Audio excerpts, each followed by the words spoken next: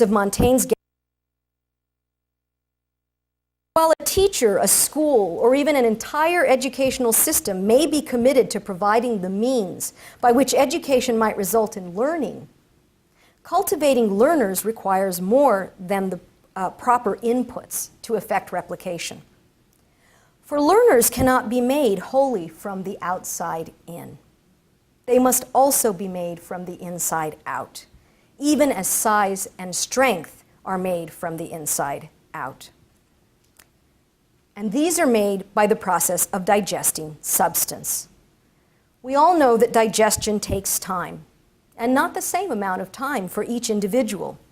It cannot be rushed, as it is a function not only of what is put into the individual, but also of the individual's capacity to receive it. What one individual digests quickly, another may not be able to digest without help and more time.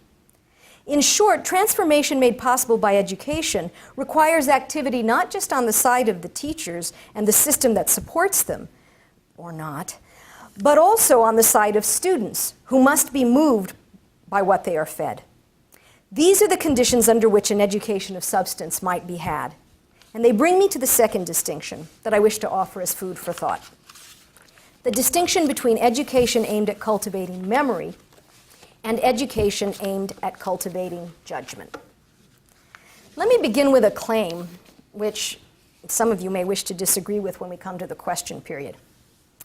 If education aimed at learnedness primarily needs to cultivate memory, education aimed at cultivating learners needs primarily to concern itself with cultivating judgment. No doubt there are many parents and teachers who are convinced that it is not possible to teach judgment. I have certainly had my moments of despair as mother and teacher alike. But while judgment may not be teachable, it certainly must be capable of cultivation. Otherwise, we would emancipate our teenagers from home and school about the time that they hit puberty, because they know everything anyway, right? They know their own minds. So on the understanding that such cultivation might really be possible, what would it look like? Again, approaching the question by way of contrast is helpful. When our work with students aims toward memory, we expect some combination of activity and passivity. This combination presents itself as listening. One must listen, whether with one's ears or with one's eyes, however it is that one takes things in order to memorize. And listening, as we all know, must entail an active component, as compared, for example, with hearing, which might be completely passive. But I would argue that the active element in listening, for the sake of memorization, is not as important as the passive element.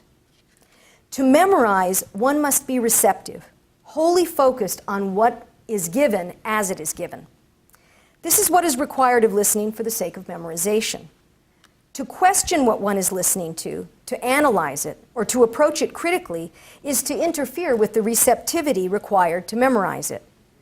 Indeed, in a certain sense, the activity of listening aimed at memorization presupposes a passivity which manifests itself as silence, as a commitment to forego interruption for the purpose of acquiring something exactly as it presents itself.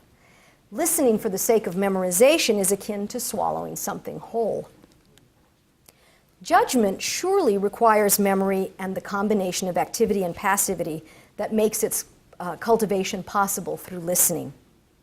But judgment requires a different emphasis, one concerned with a kind of activity that goes beyond listening. Judgment requires that the student interrupt, if not literally and out loud, then metaphorically and in the depths of her or his own listening. This metaphorical interruption can stand for any number of human activities tied to the development of judgment, and so any method that calls forth these activities cultivates that judgment. Indeed, the very questioning, analyzing, and critical thinking that must be silenced in the student for the purpose of listening with an ear toward memorization must be activated for the purpose of listening with an ear toward exercising judgment. The important point is that the cultivation of judgment requires movement on the part of the learner that goes beyond listening, memorization, and replication. And it may be the case that no learning is truly possible without such movement on the part of the student, no matter how gifted the teacher. For isn't the exercise of judgment precisely the expression of our having come to understand the substance of something? And learning is surely about understanding something, if it is about anything at all. To learn, one must go beyond openness to knowing something toward commitment to understanding it. This means approaching it from as many angles as possible, for the sake of allowing it to reveal itself fully, and for the sake of having something to say about it for oneself. A crucial element in the cultivation of the learner, then, is the exercise of judgment.